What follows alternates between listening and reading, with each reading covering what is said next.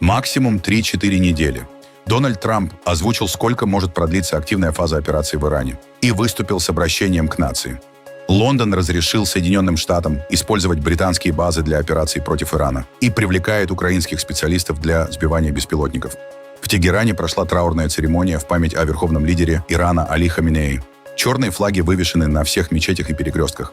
В Пакистане и Ираке протестующие пытались атаковать диппредставительство Соединенных Штатов. Стычки закончились кровопролитием.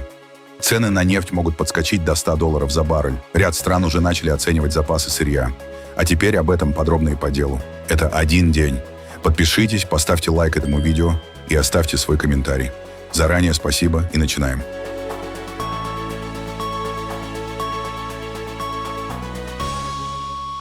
Дональд Трамп в новом обращении к нации заявил, что тысячи иранских военных уже обратились к Штатам за защитой.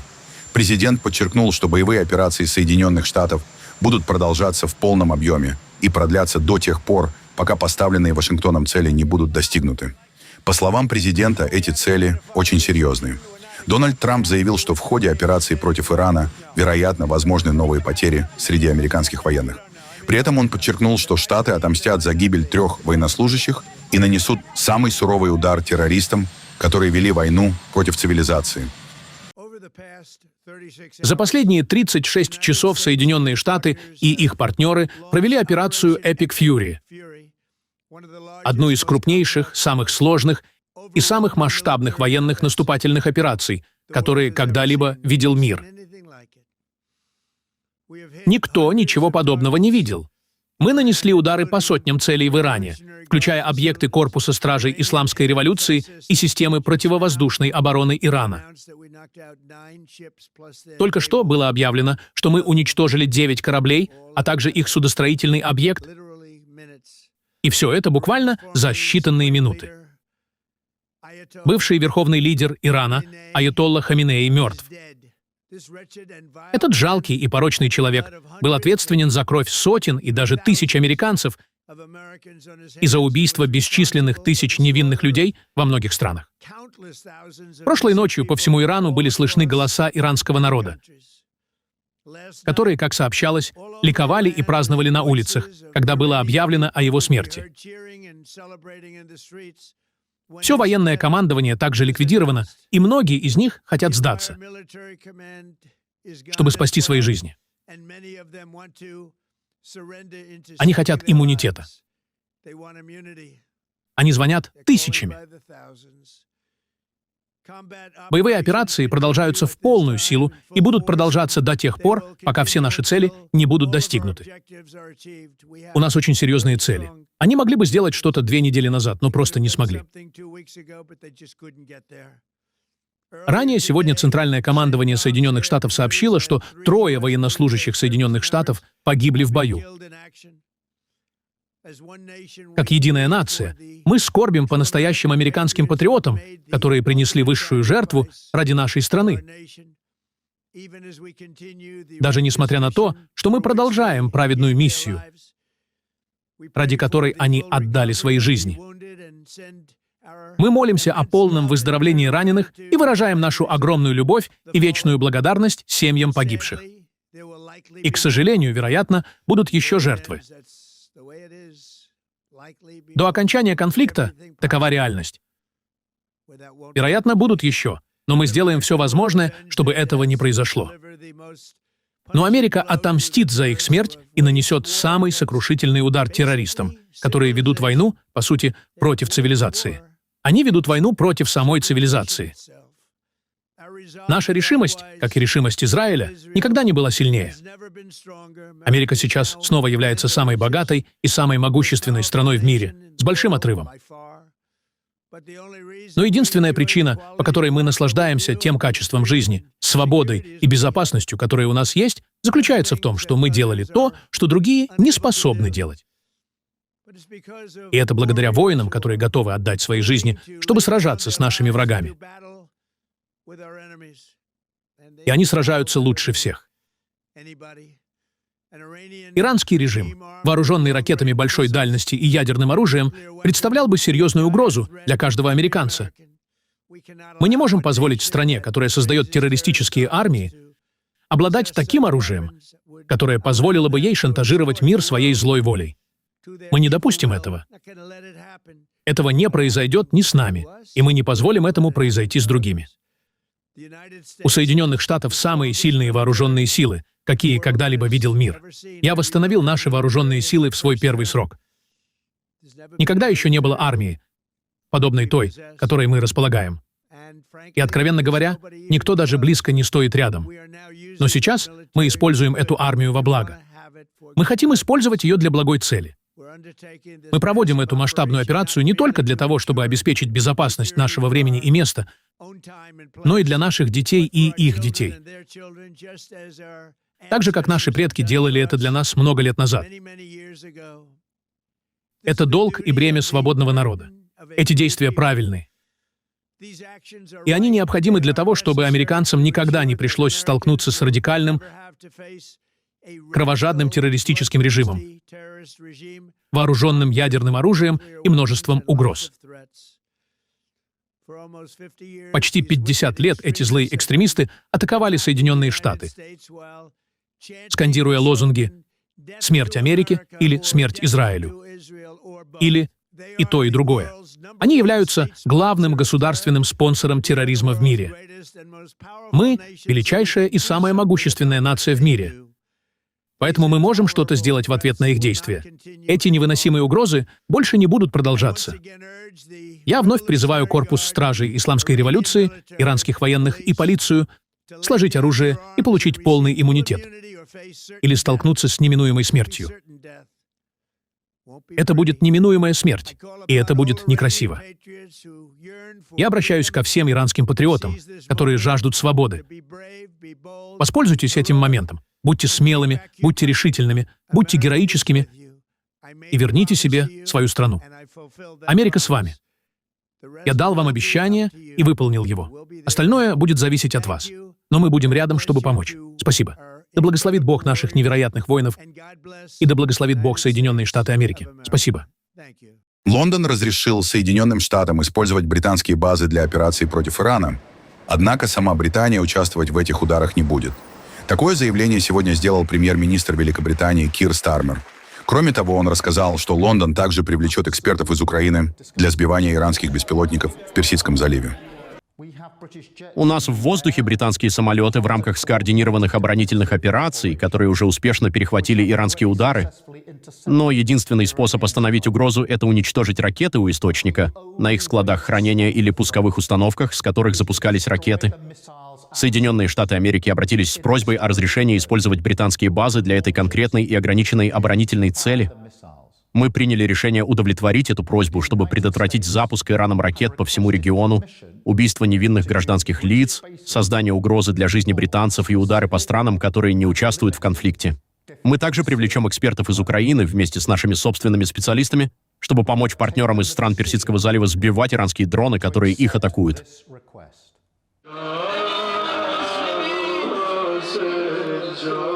В Тегеране прошла траурная церемония со свечами в память о верховном лидере Ирана Али Хаминеи. Траурные мероприятия были организованы во всех районах города. Вечерние собрания начались после молитв Магриб и Иша, а чтение Корана звучало в мечетях, религиозных центрах, парках и на перекрестках, где были вывешены черные флаги. Основные церемонии прошли на площадях Хафт-Хофс, Таджриш, Сатархан, Вали-Аср и Ванак, а также в жилых кварталах и у крупных транспортных развязок. Всего в мемориальных мероприятиях приняли участие все 22 района иранской столицы. Думаю, теперь они боятся. Потому что увидели нас. Они ожидали, что народ сломается, вместо того, чтобы оставаться сильным и избегать разочарования. Но это не так. Наш народ будет оставаться сильным до последнего вздоха Трампа, и мы с нетерпением ждем этого момента. Просто полностью накажите злой режим Израиля и Соединенных Штатов. С этой страной ничего не случится. Мы не допустим ничего. Дай Бог, мы поможем правительству, чтобы ничего не случилось. Если только мы не умрем. Если только мы, нация, не перестанем существовать. Тогда они смогут делать все, что захотят. Но не до тех пор, пока мы будем здесь.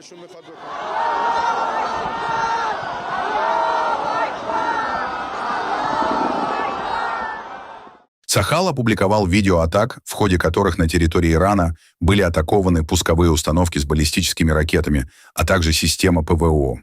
Одной из целей атаки стала современная система, расположенная в районе Караманшаха на западе Ирана. В другом случае удар был нанесен по ракетчикам «Ксир». Согласно официальному сообщению Цахал, новая волна ударов имеет целью окончательное лишение Ирана возможности осуществлять массированные ракетные обстрелы израильской территории. Иранское информационное агентство МЕР подтвердило, что в столице было слышно по меньшей мере 2 сильных взрыва, которые вызвали панику среди местного населения. По меньшей мере 21 человек погиб в Пакистане при разгоне полиции манифестантов, протестовавших против американо-израильской операции в Иране и попытавшихся взять штурмом консульство Соединенных Штатов в Карачи. Протестующие прорвали внешний слой безопасности и подожгли автомобили у главных ворот. Прежде чем их оттеснили, сообщил агентству Reuters представитель местных властей Сугдев Ассардас Хемнани. По его словам, сотрудники службы безопасности открыли огонь по протестующим. А репортеры Reuters видели, как на улицах вокруг комплекса распыляли слезоточивый газ. На видеозаписях видно, как собравшиеся держат фотографии Хаминеи и скандируют антиамериканские лозунги за несколько минут до того, как вспыхнули столкновения. Правительство провинции распорядилось провести расследование высокого уровня по факту эскалации конфликта. Мы вышли на мирный протест против Америки и Израиля, но полиция применила против нас слезоточивый газ и обстреляла нас. Кроме того, некоторые из наших людей получили ранения в результате наезда автомобиля, после чего мы доставили пострадавших в больницу. Мы протестовали мирно, а они обстреляли нас. Мы пришли в иранский культурный центр, чтобы выразить соболезнования, и оттуда митинг направлялся к консульству. Но, к сожалению, наш митинг был остановлен возле площади Шама-Чоук, и против нас был применен слезоточивый газ и дубинки. В Багдаде сотни демонстрантов вышли на улицы после сообщения о гибели верховного лидера Ирана Али Хаминеи, требуя немедленной расплаты. Протесты переросли в жесткие столкновения между митингующими и полицией возле дипломатического квартала. В частности, в районе, где расположено посольство Соединенных Штатов. Сторонники Айтоллы, часть из которых появилась с флагами Хезболлы, пытались прорваться в так называемую «зеленую зону», наиболее охраняемую территорию Багдада, где расположены правительственные учреждения и иностранные диппредставительства. Правоохранительные органы применили силу, чтобы сдержать натиск и не допустить подхода к зданию американской дипмиссии. Демонстранты скандировали оскорбительные лозунги в адрес Вашингтона и Израиля, обвиняя их в причастности к гибели иранского лидера. Ситуация осложнилась, когда часть протестующих начала бросать камни и пиротехнику в сторону сил безопасности, что вызвало соответствующие меры полиции для восстановления контроля над периметром. Из-за реальной угрозы захвата посольства в городе были усилены меры безопасности. Военные и правоохранительные подразделения заблокировали основные подъезды к центру Багдада, чтобы не допустить новых скоплений и перемещения толпы к дипломатическому району.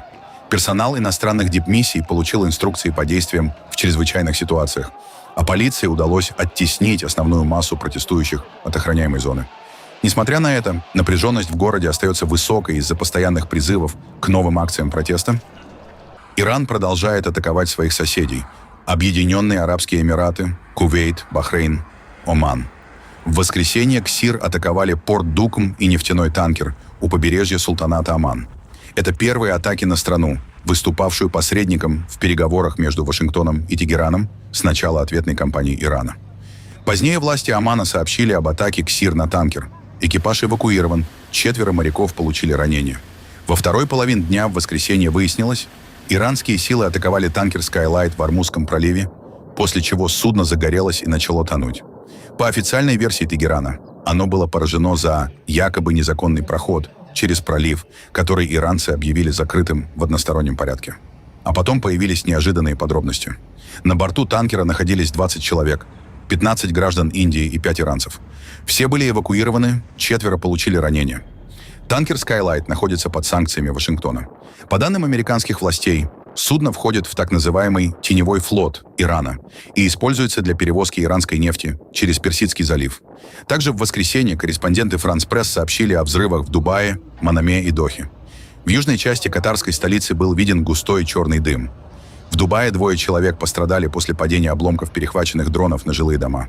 В Шардже дрон упал на один из торговых центров города. В Абу-Даби женщина и ребенок получили ранения, когда фрагменты сбитого аппарата повредили фасад комплекса Etihad Towers. В порту Абу-Даби после ракетных ударов поднялись черные столбы дыма, а круизные лайнеры с тысячами туристов остаются пришвартованными. Неподалеку корабля Mein Schiff 4 ракета упала в воду. Пассажиров срочно собрали внутри судна. До 9 увеличилось число погибших в результате ракетного удара со стороны Ирана по жилому дому в израильском городе Бейт-Шемеш, недалеко от Иерусалима. По данным Национальной службы скорой помощи Израиля, еще больше 50 человек получили ранения и были госпитализированы. 2 пострадавших находятся в тяжелом состоянии. Ракета попала в жилое здание рядом с синагогой, где в момент удара находились люди, укрывавшиеся от огня.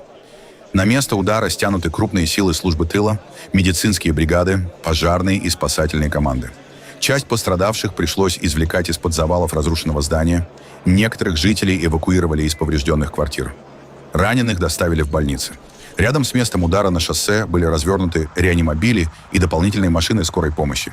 Попадание произошло во время продолжительного обстрела. Сирены воздушной тревоги звучали без перерыва более четверти часа, от северной границы страны до Беэр-Шевы и южнее. По предварительным данным полиции, большинство погибших находились именно в общественном бомбоубежище.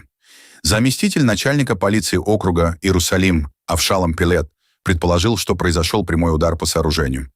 Цены на нефть резко выросли после ударов по Ирану, усилив опасения перебоев с поставками с Ближнего Востока. По данным трейдеров, стоимость марки Brent Crude Oil на внебиржевом рынке подскочила на 10%, примерно до $80 за баррель, а аналитики не исключили роста до $100. Агентство Reuters сообщило, что еще в пятницу мировой эталон достиг $73 за баррель, максимума с июля 2025 года, на фоне ожиданий эскалации. В Рабобанк прогнозировали закрепление цен выше $90, тогда как в Ристат допустили рост примерно до $92 после открытия торгов. Дополнительное давление на рынок оказали риски перекрытия Ормузского пролива, через который проходит более 20% мировых поставок нефти. По оценкам экспертов, даже с учетом перенаправления потоков по альтернативным трубопроводам, потенциальные потери могут составить от 8 до 10 миллионов баррелей в сутки. Торговые источники сообщили о приостановке рядом судовладельцев и нефтяных компаний перевозок сырой нефти, топлива и сжиженного газа через пролив после предупреждений Тегерана. На этом фоне правительство и нефтеперерабатывающие предприятия азиатских стран начали оценивать запасы сырья и искать альтернативные маршруты поставок. Страны Персидского залива заявили о праве на ответ на удары Ирана по их территории. Такое заявление они приняли по итогам заседания Совета сотрудничества. В документе говорится, что государства Совета сохраняют за собой право на индивидуальную и коллективную самооборону в соответствии со статьей 51 Устава ООН. Это означает возможность как самостоятельных, так и совместных действий в рамках соглашения о совместной обороне. Подчеркнуто, что безопасность стран Совета неделима, и любое нападение на одну из них рассматривается как нападение на все государства объединения. В заявлении также отмечено, что будут приняты все необходимые меры для защиты суверенитета, безопасности и стабильности. Одновременно участники встречи призвали к немедленному прекращению атак и заявили о важности дипломатического урегулирования. Великобритания, Франция и Германия пригрозили Ирану военным ответом в случае продолжения ударов по странам Ближнего Востока. В совместном заявлении они потребовали немедленно прекратить атаки и предупредили о готовности принять соразмерные оборонительные меры для защиты своих интересов и союзников. На фоне эскалации Париж решил передислоцировать авианосец в Средиземное море. Канцлер Фридрих Мерц объявил об усилении мер безопасности в Германии и намерении обсудить ситуацию с президентом Соединенных Штатов Дональдом Трампом. Президент Франции Эммануэль Макрон, в свою очередь, заявил об укреплении оборонительных позиций и мерах по защите и возможной репатриации граждан из региона. Здесь, в Германии, мы делаем все возможное для обеспечения общественной безопасности. Это особенно касается защиты еврейских, израильских и американских учреждений. Мы не потерпим антисемитских или антиамериканских нападений на немецкой земле. Военные удары призваны положить конец разрушительной игре ослабленного режима. Это сопряжено с риском. Мы не знаем, насколько сильно регион будет втянут в эскалацию с жесткими контрнаступлениями Ирана. Мы очень серьезно относимся к опасениям наших партнеров в ближайшем окружении Ирана, в Персидском заливе и в Европе. Поэтому мы призываем Тегеран немедленно прекратить эти неизбирательные атаки. Совместные удары, нанесенные Соединенными Штатами и Израилем по Ирану, привели к беспрецедентной региональной эскалации. Ответные ракетные и беспилотные атаки Ирана, совершенно непропорциональные и неизбирательные, поразили военные объекты и многочисленные гражданские цели среди наших партнеров и союзников в регионе. В этом контексте нашим приоритетом, как я уже говорил вчера, является безопасность наших граждан, очевидно, наших военных и дипломатических объектов, а также тех, кто проживает или посещает эти страны-партнеры. Я благодарю министров и их команды за то, что они действовали в соответствии со вчерашними указаниями, и мы проведем подробную оценку ситуации по каждой стране, как для защиты, так и для содействия репатриации, как только будет открыто воздушное пространство.